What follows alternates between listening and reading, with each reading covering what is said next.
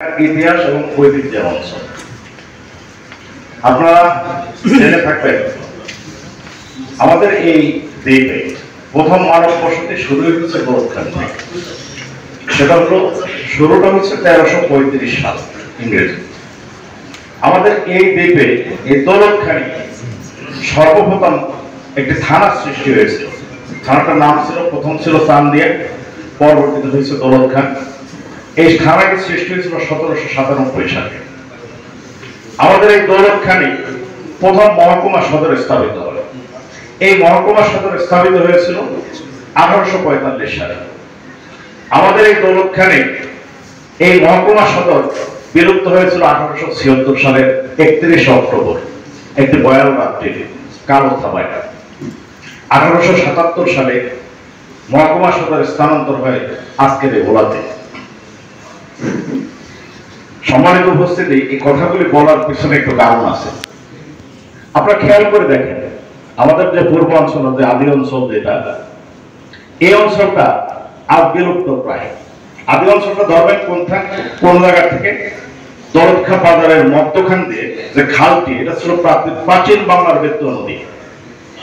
এই বেত্য নদীর আমি প্রথম তথ্য পেয়েছি হিন্দু ধর্মের ভগবত পুরাণে, যেটা লিখিত হয়েছিল খ্রিস্টপূর্ব 700 আমি এটা পেয়ে আমি খুব অবাক হয়েছি যে বেত্য নদী এত পুরনো। বেত্তর এই পূর্বাঞ্চলটি যে ভেঙে গেছে, আজকের যে দৌলতখান, এটা একটা নতুন অঞ্চল, দৌলতখান বাজার। এটা প্রতিষ্ঠিত হয়েছে 1946 সালে। আমাদের এই পুরনো অঞ্চলের মানুষগুলি অধিকাংশই তাদের আদি পরিচয় হারিয়ে ফেলেছে। অনেক সম্ভ্রান্ত পরিবার ছিল এখানে। তো বলার এবং দৌলতখানের এই পরিচয় হারানো মানুষগুলির ভিতরে তখন প্রবীণ এবং তারুণ্যদীপ্ত কিছু ব্যক্তি 1990 সালে উপলব্ধি করে যে আমাদের আসলে সবাই তো অনেক মানুষ আমরা ঢাকাতে বসতি করতেছি, স্থাপন করেছি দৌলতখান লোক, আমাদের ভিতরে অন্তত একটা সেতু বন্ধন সৃষ্টি করা। এবং এই সেতু বন্ধন সৃষ্টি করতে গিয়ে আমাদের মরহুম মেজবাউদ্দিন সাহেব, সাবেক সচিব, তাকে সভাপতি করে একটি কমিটি গঠন করা হয় 1990 সালে। আমার স্মৃতিতে যতটুকু আছে, সেই সরকারের সদস্যদের মধ্যে আজকে এখানে উপস্থিত আছেন আমাদের আজকের সম্মানিত সভাপতি ওয়াইদ ভাই, সম্মানিত সদস্য শামসুল হক সাহেব, সম্মানিত সাবেক সভাপতি এবং সাধারণ সম্পাদক আমি নাইম, আমাদের প্রিয় রুহুল কবির ভাই, ওনারা এটা ফাউন্ডার মেম্বার। আমি এখানে ইনক্লুড হয়েছি 1994 সালে দৌলতখান সমিতি। তো আমাদের ভিতরে আমরা এই চলার পথে অনেকটা আমরা হারিয়েছি। তাদের মধ্যে উল্লেখ করতে হয় বিশেষভাবে আমাদের শ্রদ্ধা ব্যক্তি ছিলেন মেজবাউদ্দিন সাহেব, তার রোহের মাগফিরাত কামনা করছি। আমি স্মরণ করছি আরো আমাদের সাবেক সভাপতি দৌলতখান সমিতির প্রয়াত ডক্টর মফিজুল ইসলাম রতন সাহেব। আমাদের একজন উদ্যমী মানুষ ছিলেন, যিনি আসলে দৌলতখান সমিতির সভাপতি, সাধারণ সম্পাদক হওয়ার অনেক যোগ্যতা বহন করলেও সর্বসময় কমিটিতে উনি একজন মেম্বার থাকতেন। আমাদের প্রিয় বাজন এবং খুব প্রিয় মুখ এবং প্রত্যেকেরই খুব আপনজন ছিলেন ডাক্তার আব্দুর রহমান সাহেব, যার অকাল প্রয়াণ আমাদেরকে অনেক বেশি ব্যথিত করেছে। আমি তার একবার স্মরণ সভায় কথা বলতে গিয়ে আমি এমন ভাবে আমার আবেগ চেপেছিল যে আমি কান্না ছাড়া আর কিছুই বলতে পারি না। তো এইভাবে আমরা হারিয়েছিলাম আরেকজন ব্যক্তি, বিশিষ্ট শ্রমিক নেতা আমাদের জনাব শাহজাহান হাওলাদার সাহেব। ওদেরকে আমরা ভুলে গেছি সকলকে। আমি অন্তত বলবো যে প্রত্যেকেই আগামী দিনে যে অনুষ্ঠানগুলি হবে, এই দৌলতখান সমিতি চলার পথে যাদের অন্তত অবদান ছিল তাদেরকে একটু স্মরণ করা, তাদের জন্য একটু দোয়া করা, এটা আমি বিনীতভাবে অনুরোধ করব নতুন কমিটির কাছে। তো যাই হোক, দৌলতখান সমিতির আমাদের দীর্ঘদিনের এই পথ চলা 2015 সালে এসে প্রথম আমাদের ভিতরে একটা বিভক্তি সৃষ্টি হয়।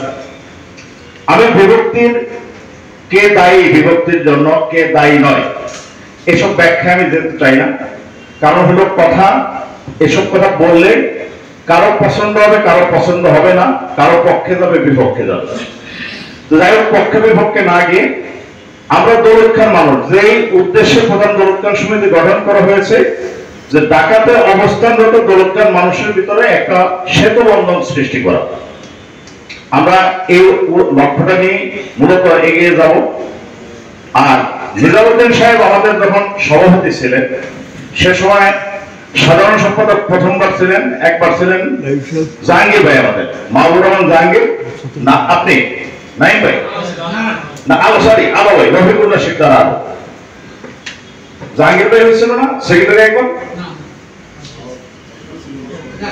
এরপরে হয়েছে ডাক্তার রতন সাহেবের সময় কি না নাইম ভাই ছিল, সরি। যাই হোক, জাহাঙ্গীর ভাই সভাপতি ছিল, পরে সভাপতি হয়েছে। আমরা ওই যে একবার একটু কথা আছে যে আমরা মনে দুইটা অনুষ্ঠান ছাড়া কিছুই করি না, না আমরা কাজ করছি, করি না এটা বলবো না। আমরা নিজামুদ্দিন সাহেব যখন সভাপতি ছিল, আমরা ওই সময় একটা শিক্ষাবৃত্তি চালু করছিলাম, প্রচলন করেছিলাম। আমরা, আমার মনে আছে, আমি নাইম ভাই, তারপরে জাহাঙ্গীর ভাই, আলো ভাই, ওই যে সহ আমরা আরো যারা ছিলাম ওই কমিটি, তখন সবাই দৌলত খানে গিয়ে দৌলত খান অডিটোরিয়ামে, উপজেলা অডিটোরিয়ামে আমরা অনুষ্ঠান করে সেখানে দৌলত খানের কৃতি ছাত্র, কৃতি এবং গরিব ছাত্রদের মধ্যে আমরা শিক্ষাবৃত্তি প্রদান করেছিলাম। আমরা কয়েকবার শীতবস্ত্র প্রদান করেছি। নাইম ভাই সহ আমরা একবার দৌলত খান সমিতির, দৌলত খানের 96 সালে একটা ঘূর্ণিঝড় হয়েছিল, ঘূর্ণিঝড়ে বেশ মানুষজনের বাড়িঘর ক্ষতি হয়েছিল, তখন আমরা গিয়ে প্রাণ দিয়ে আসছিলাম সেখানে। আমরা যদিও বলবেন যে এসব কর্মসূচি আমরা ধারাবাহিকতা ছিল না, আমাদের ধারাবাহিকতা ছিল না বিভিন্ন বিভেদ বিভক্তির কারণে। তারপরে আমরা শীতবস্ত্র বিতরণ করেছি দরিদ্র মানুষের মধ্যে। হ্যাঁ, আমরা অনেক সময় কয়েকবার তো শীতবস্ত্র বিতরণ করছি। তারপরে মেজবান করছি, মেজবান, এই যে পিকনিক, ইফতার পার্টি, এগুলির মাধ্যমে আসলে আমরা একে অন্যকে খুঁজে পাচ্ছি। যেমন আজকে এই কমিটি হয়েছে নবীন এবং প্রবীণের সমন্বয়ে একটা চমৎকার কমিটি আমাদের এখানে হয়েছে। তারপরে এই কমিটিতে হয়েছে, এই কমিটিতে যারা নতুন মুখ আসছে, অনেকের সম্পর্কে অনেককে আমি চিন্তাম না, আজকে নতুন করে আমরা চিনলাম। তো এই কমিটি গঠনের যে প্রক্রিয়াটা আমরা এই যখন শুরু হয় 2022 সালে একবার কমিটি হতে গেছিল, সেটা হয়নি। পরে এই ভয় ভয় করে করে সময় দীর্ঘায়িত হওয়ার পরে এবছর আসে। আমরা বিগত সময়ে আমাদের নির্বাচনে একটা তিক্ত অভিজ্ঞতা ছিল, এই তিক্ত অভিজ্ঞতার কারণে আমরা নির্বাচনে যাইনি। কারণ নিজামুদ্দিন সাহেবকে আমরা তখন প্রেসিডেন্ট করব, দেখা গেল কেউ কেউ এসে বাংলা মোটর এবং বিভিন্ন অঞ্চলের কিছু লেবার শ্রেণীর লোকজন এদেরকে ভোটার করে তারা সে নির্বাচনে প্রার্থিতা দাখিল করল। পরিশেষে কি হইল, আবার ওই তাদেরকে অপমান করার জন্য লেবার শ্রেণীর থেকে আবার আরেকটা প্যানেল দেওয়া হইল। পরিশেষে নির্বাচনে আমাদের টাকা পয়সা সবকিছু জমা দেওয়া হয়েছিল অ্যাডভোকেট শামসুল আলম সাহেবের কাছে। তিনিও দৌলত খানে একজন সম্মানিত মানুষ ছিলেন। এই টাকা নিয়ে বহুত কীর্তি কাহিনী, বহুত কেসাল হয়েছে, যেগুলি স্মরণ করতে চাই না। তিনিও মারা গেছেন, সে টাকা আমরা পাই নাই। সে 70,000 টাকা আমরা ফেরতই পাই, 70,000 টাকা মনে হয়। এরপর আমরা কার্যনির্বাহী পরিষদের সিদ্ধান্ত নিলাম আমরা কখনো নির্বাচনে যাব না। আমরা কি করবো, আমরা সিলেকশন কমিটির মাধ্যমে কমিটি নির্বাচিত করব। আমার মনে হয় সেই নিজামুদ্দিন সাহেব যে প্রেসিডেন্ট হয়েছেন, তিনিও সিলেকশন কমিটির মাধ্যমে আসেন। এরপর পরবর্তীতে ডাক্তার মফিজুর রহমান সাহেব যখন সভাপতি হইলেন, তখনও সিলেকশন কমিটির মাধ্যমে আসলেন, সিলেকশন কমিটির মাধ্যমে আসলেন। এবারও এই কমিটির প্রেসিডেন্ট সেক্রেটারি সেটাও সিলেকশন কমিটির মাধ্যমে আসছে। এই সিলেকশন কমিটির যেটা গঠনের প্রক্রিয়া ছিল, আমি প্রেজেন্টটাই বলি, পিছনে বলিও এক এক সময় সময়ের দাবিতে এক এক রকম হয়েছে। আমরা এখানে মিটিং এ বসছি, মিটিং এ বসার পরে হাউজের প্রস্তাব আসতো সিলেকশন কমিটিতে। আমরা প্রথম চিন্তা করছি আমরা 5 সদস্য বিশিষ্ট সিলেকশন কমিটি করব। পরে নাম প্রস্তাব আসতে আসতে সেটা কলেবর বৃদ্ধি হয়ে 9 সদস্য হলো। 9 জন লোক আছে সভাপতি হওয়ার মতো দৌলত খান সমিতির। যেহেতু সময়ের প্রেক্ষাপট ওয়ার্ড ব্যাংকে একটু আগে রাখছে, ওয়ার্ড যেহেতু দৌলত খান বর্তমানে জনতা ব্যাংকের ডাইরেক্টর, ঠিক আছে ওয়ার্ডের একটা দিয়ে দেখি ওনার মাথায় কি আছে।